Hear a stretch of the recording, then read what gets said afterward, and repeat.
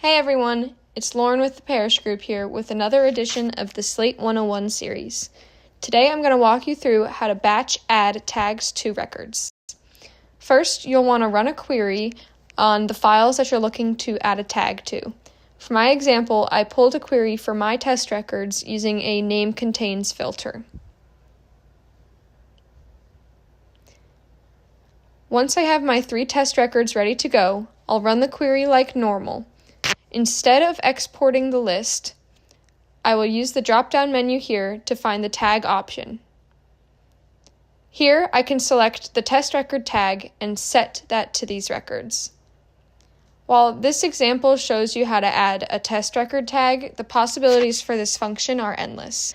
The Parish Group is a Slate Gold partner, and we'd love to help you implement, audit, or optimize your instance. Reach out at success@parishgroup.com or call us at 828-505-3000.